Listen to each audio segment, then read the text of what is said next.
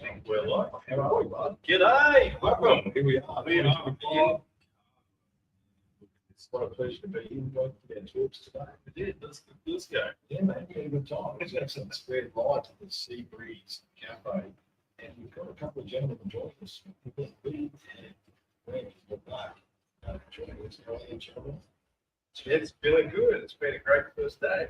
That's right. It's been busy. It's been absolutely flood out. We were supposed to start this one off 45 minutes ago. Pretty much. By the time we finished talking to people after the show, presentations and whatnot, and we rushed in and trying to see everything else. Like, holy shit, we were running out of time here. Running out of time. We're supposed to be to the fancy dress party for a while as well, so we're going to be there. Thoughts on the first day? We start with Leigh. So what have you been doing a documentary? Yeah, we're doing a documentary called Disclosure Australia's Encounters. And it's based around Australia, but modern Australians' very extraordinary experiences. So instead of all the usual American incidents, things that happen, it makes it Australia to give them a voice. Oh, that's awesome. That's excellent. That is excellent. And then is there, you've spoken to people here over the weekend that Spoke to Grant, his side of social media, Grant was out this morning, Sandwich, move from that perspective, because when you speak to so many experiences, it seems that none of them their stories never become believed by anyone in this country. Everyone no one's focusing on what experiences country and talk to them. Absolutely. But yeah, like I said, like everything's based in the US, and like there's so many other countries that are experiencing these flying objects or unknowns, all over like Europe, Asia, Australia in particular, like which we'll probably concentrate on. But like yeah, as I said, like, nothing's really concentrated on Australian waters. It's very much the perception is all American, but it doesn't happen in Australia. And it's films about bringing it to show the sport in Australia. That's what it's really people. You think supermarket, neighbour, and it's quite sad. Some of the experiences they have to tell the story. They won't tell the partners, they won't tell friends, and they'll tell you in a video call. My mate will tell me to make the story, but she's not going to tell you what husband's maybe well, she wouldn't have done that. The only one come on camera, so we've got to come up and be speaking.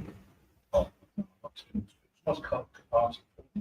They've got someone to tell, it's not going to judge them. Yeah. And I spoke to people who actually forces because of this.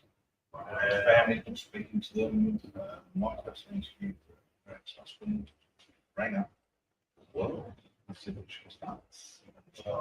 It's really sad, some of the stories that we come across. Yeah, I said a lot of people don't want what's going to happen.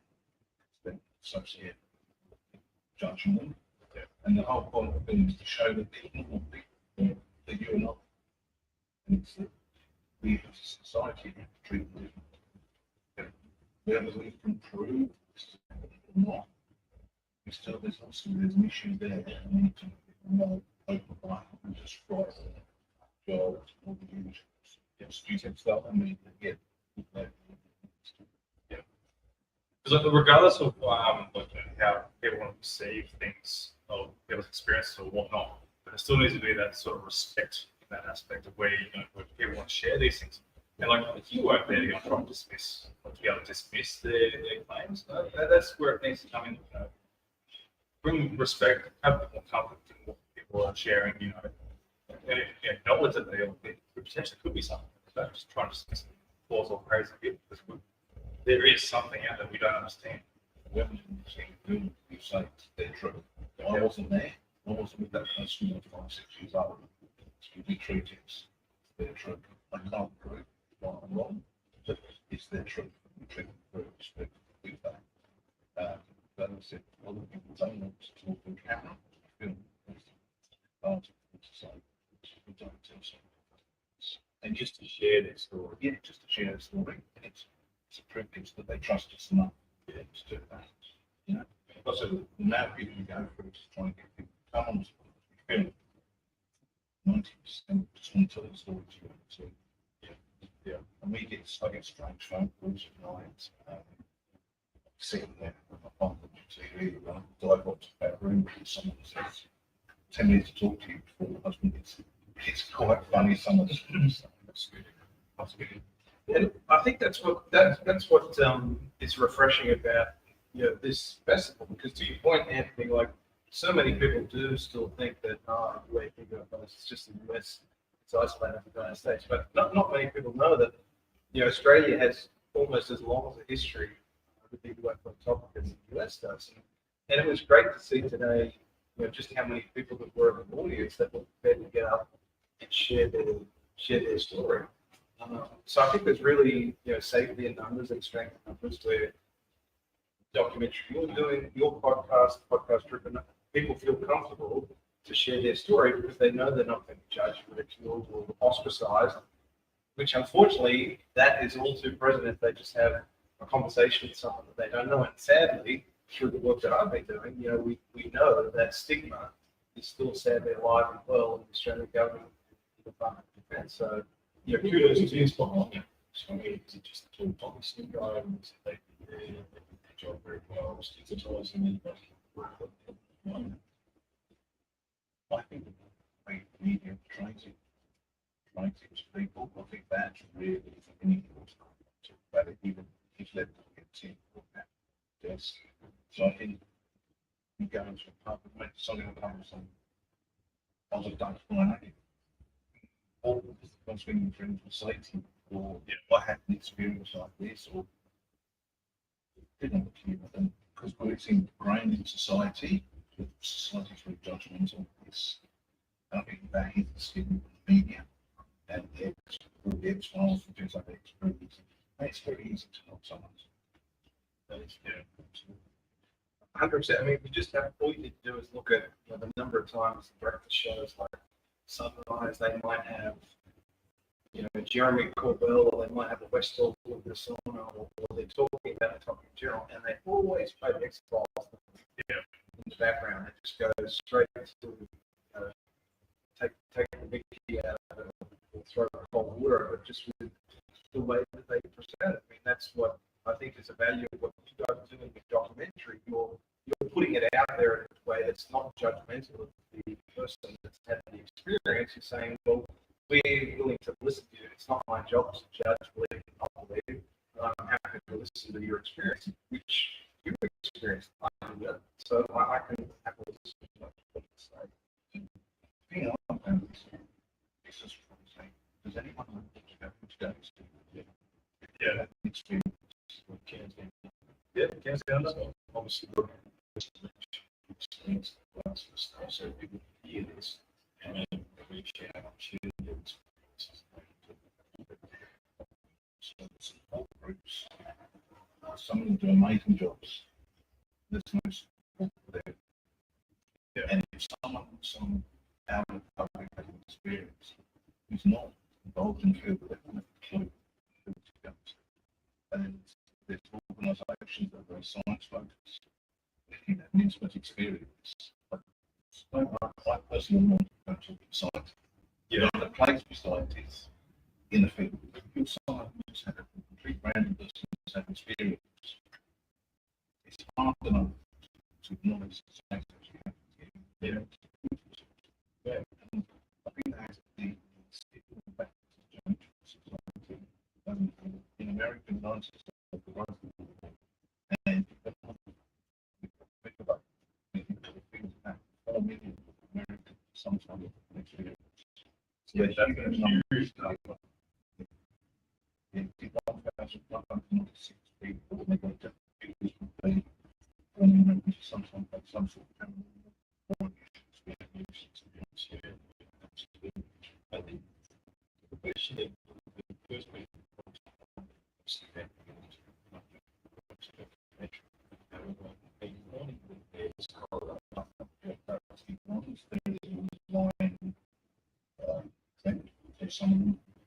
some of the females is perceived as uncle, and that seems to be pregnant, and then next on where does pregnancy come from? And that just happens to a lot of people. And because a lot of ones go on camera and explain the situation, when people know background, it's not personal, yeah, but we need to speak to them. Very nice. I say, it's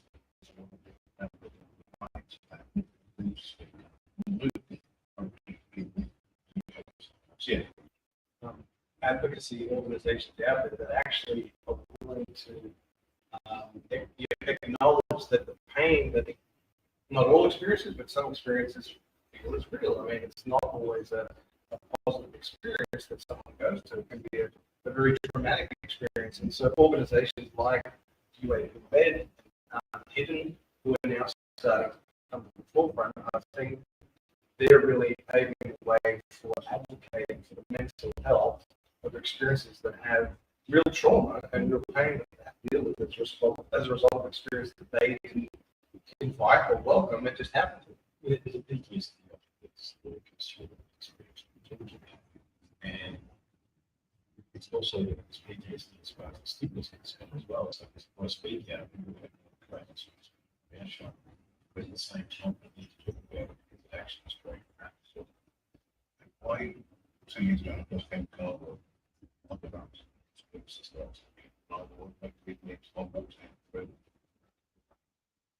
just too much for me. I'm honest. I'll actually talk about it tomorrow. I then personally had a issue with the Cardwell stigma a year and a half, 2 years ago, and then it made me think, oh, when my friends start talking about it says, what's on police people? Because what I was going through, what's some your friends were coming around and didn't have to talk to you about something. And that made me go back into when we first started, nuts and bolts, retrieve operations, nuts and bolts, sightings like that. And when we put feelers out, there's probably so many people. This. And I've got some amazing mentors in the field because I come from the paranormal background. So I tried to have a team around us, and they helped each other. I think now 90% of the clients all abductees, experiences with phenomena firsthand, and it showed. Yeah, because it does make it hard, but there are, I guess, a weird psychological issues with some people. Like they want to believe everything is a UFO, and that sort of like puts us in a bit of a difficult situation, especially when the investigation was for anyone who's involved with the UFO thing itself. Because like we all look like crazy people, but some of these people want to just go and reach out to anything, grab onto it, and go, yeah, this is a check on UFO. Okay, well, hold on, but we need to sort of sit here and try and be a little bit analytical in everything that we look at to try and make sure it's not something that can be explained, And then, of course, people have their abductions and stuff like that. Is that a dream that they've gone through and think that they've experienced an abduction and something happened to them? That's the hardest part, trying to grasp the difference between a dream and the reality that they might be experiencing and trying to break that apart. It's so hard trying to find the truth between that. You like to meet people a few times and get them going with the story. And it changes or things that they start here.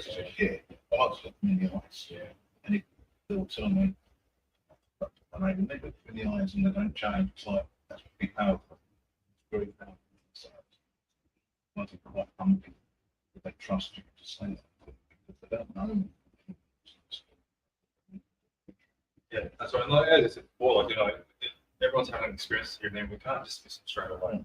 That's something probably the biggest thing we should be doing overall. But as long as we are doing things, I think you also need to take into account that for such a long time, because it has been such a stigmatized topic, the experience for a long time was always positioned as someone's experience was a symptom of either an existing mental health issue or PTSD. Whereas now we know and we accept that PTSD could be a symptom of their experience. So you can't just paint a broad brush stroke and say everyone that experiences something is not quite there or is not existing PTSD. People do have truly incredible and anomalous things happen to them that causes real issues in their life. And that's why I think, like today and your podcast and what you're doing, Leigh, again, strength and safety in numbers. It's only going to support and encourage people to come out and share their stories with their family members, other people they trust, come to conferences and share their experience, not to judge, but just to listen to what others have to say. I think there's another thing I was just thinking about. If you are getting into the condition, many of us want to know what it's possibility. In a third dimension as humans, we can say, oh, this is great. It's that so many stories happen that we start, because that's where you're crossing the astral term, another dimension. Because we're poison, are we in another dimension any good? That's a fair question. Absolutely. I've had some dreams that seem more real than what we're doing right now. And if that's another dimension, things happening in the dimension. We're in between the spaces, right? Between the sleep, the awake, some stories happen as you just know. Yes. Because I've heard they're really looking at times for possibility. It's the more realistic than not. Experience one big space. I look at deja vu. When we experience deja vu, I feel like it's more come from like an experience of a dream, and then it sort of somehow in the future come true. And like, how does that become a thing? Like that just ends like ask me more questions, really. It's what I don't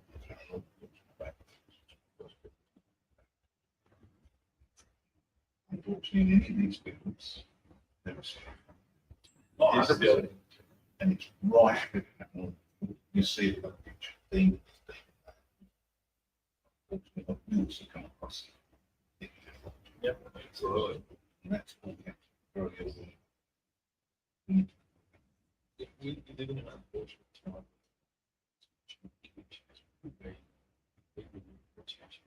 And living was the parent. We do need to come together.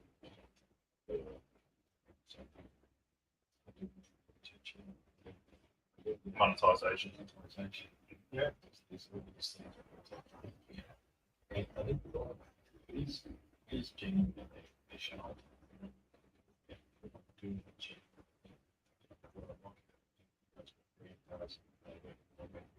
We genuinely people just can't genuinely stuff. But this podcast goes on, we're all kind of some. Yeah, that's it. And that's the whole. It's some genuine people. That's what I like having about when people guest on my show there, because it's live. People can ask the questions if they want to ask a question. And the guests try and answer those questions the best they can. Like, they're put on the spot. So then you start like learning that this person's not talking bullshit, because if they can answer the question really well and into detail, like, then I must be genuine. It's an unfortunate truth too that in both the paranormal world and in ufology that there always has been and there always will be people that do want to nefariously take advantage of the community with others. And so, I really like what you said in your talk today, is that experiences need to be mindful and critical and analytical of what it is that they're experiencing, because not just experiences, but people that haven't had an experience can also be susceptible to credulity and accepting something that they see on blind faith and label it as that was UFO or that was extraterrestrial, where they need to, and it's not something that you acquire over time. You have to learn to be due diligent and ask questions about what it is you've experienced and what you've seen. And that's not to discredit your experience. No, that's just to encourage people to be, all right, I've seen something, I don't know what it is. What can I do to cross things off the list before I jump to the conclusion that what I've seen is something true? Rule it all possibilities. Exactly. Yeah, process of elimination.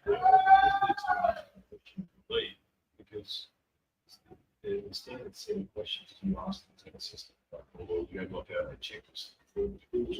My interview technique, same as it, we did it yesterday with these two guys. Chat. There's no set thing, I don't think speed. They get a feel of the conversation. So you get a good feel.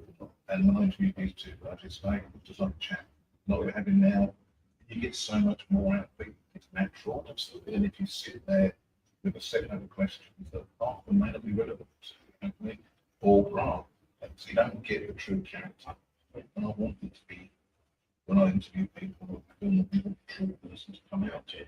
Because the viewer can see, yes, and it's my reputation. And it's, they don't vote for time because media, they can give me vote for such a care or chance. You've got to remember that you've got to tell the truth and you've got to stick by it.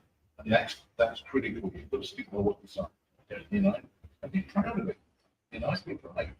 The other thing is too, like when people come on and talk to our shows and documentaries and whatnot, they don't really have much to gain from all this. If they get like you said, like might ruin a bit of reputation or something like that, but they're not monetizing on this. They're not gaining anything that they could benefit them in any way. They're just speaking their truth. Yeah, they've got more to risk than they do gain. Yeah. You know, they risk being ridiculed, judged, ostracized by their family, their employer, and people. So they've got much more to lose than they have to gain. And you know, there are certainly people out there that do want to take advantage and monetize and you know, grift. And that'll always be a part of the community. But experiences have a hell of a lot more to lose than they gain. Okay. Like, you feel like No. family members, if that's the sort of, if you're chasing that sort of vibe, it's really, you know, like, No. it's not right. Well, gentlemen, this is really a short cut. I wanted to have a chat about.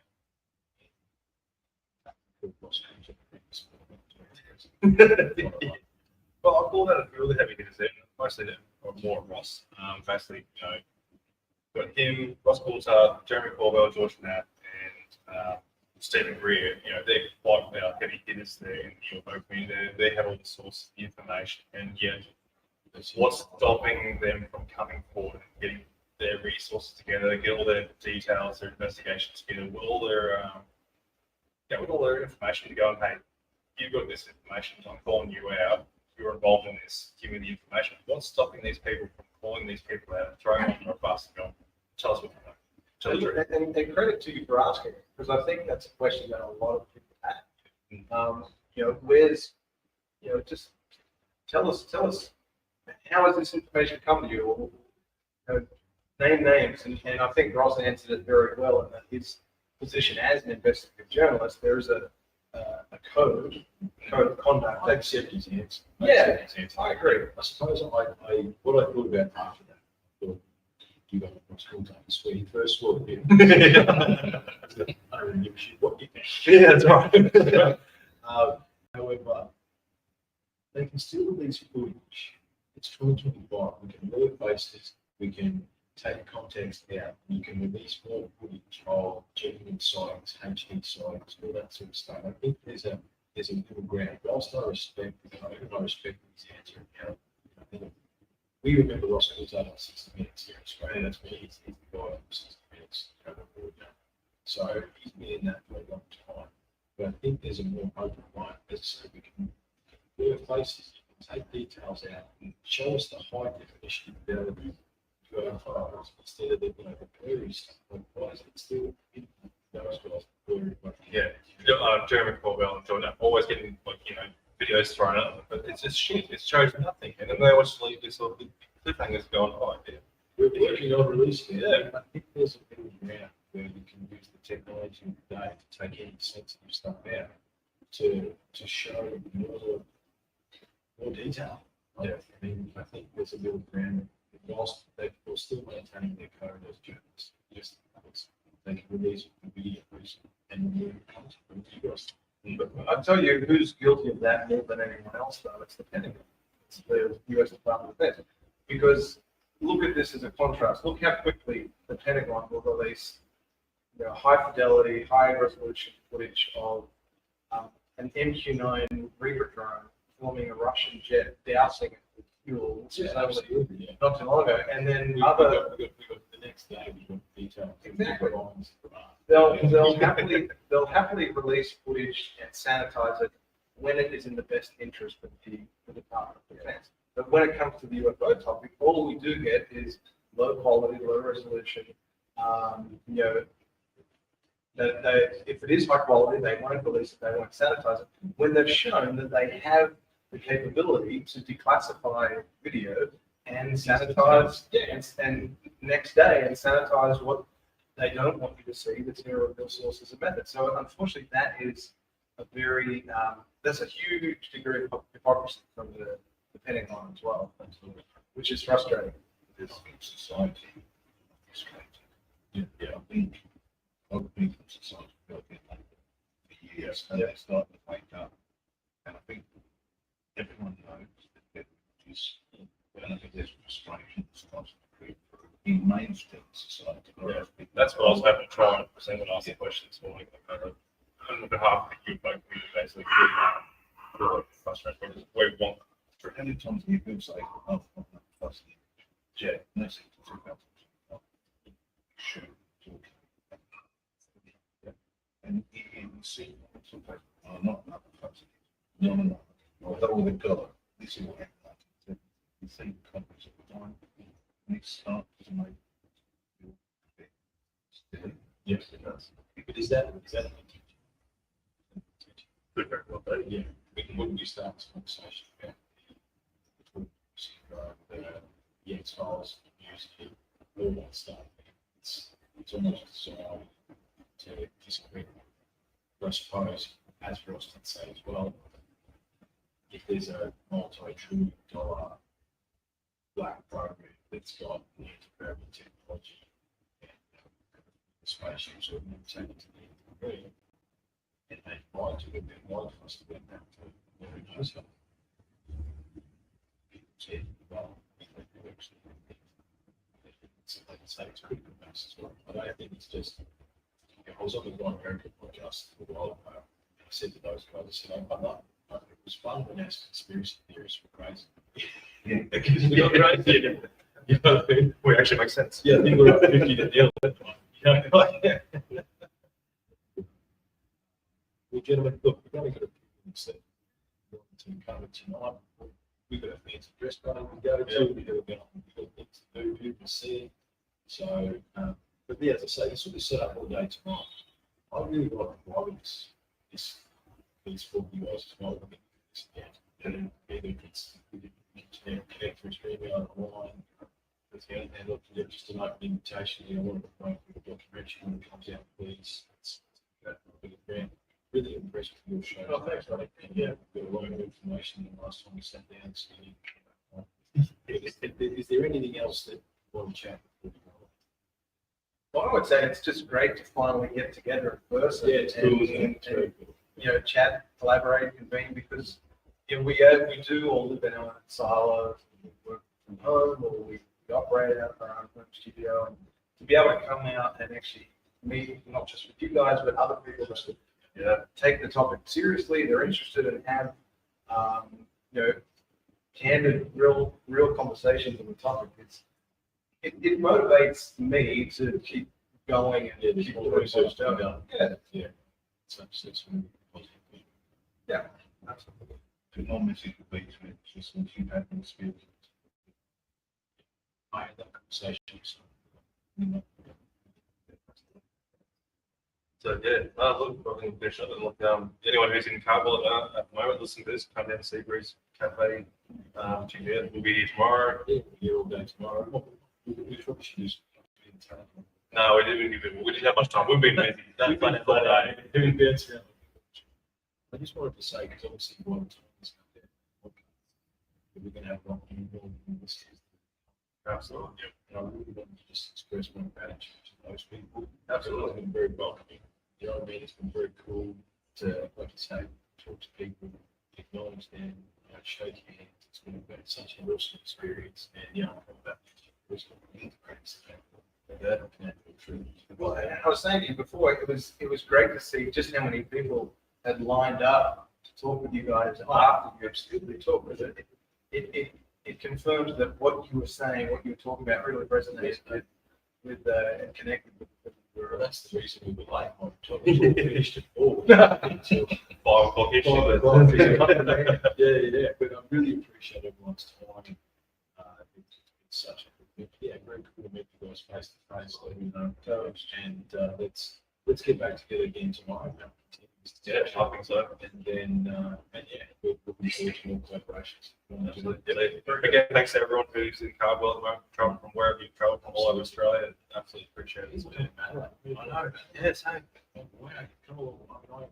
Jeez, like It's that's still a long way. a long way. It's another country. Yeah, just to I mean, I actually don't think there was hardly anyone from Cardwell up there. They were all travellers. Yeah, pretty much. I think they really were. So very friendly people. And the guy that has lots of me, I'm pretty sure I said yes, have a drink, but I don't have that big bottle. So, that goes. But look, it's been excellent, boys. Excellent meeting. Get set up tomorrow. And just continue. Shout out to you, to the UTC boys for setting us all up too. That's absolutely awesome. Yeah. So, very good value. And thank you to them. And shout out to the organisers of Australia. Oh, to Theo, Rowan, they've done a great job. We'll have to go and drag it down here as far as. See, I'm actually going to tell you what I can do. It's their anniversary. That's right. Yeah. I went here. It's their 2-year anniversary. So happy anniversary to Alex and Rowan. And it's been really nice. All the speakers that come too. It's been really cool to this finish tomorrow. And let's pick this up again. Something. Sounds great. Right. Cheers, guys. Next time. Cheers, love. Yeah, whichever. Camera 1, camera 2. Camera 1, camera 2. Camera 1, camera 2. Thanks so much. Cheers.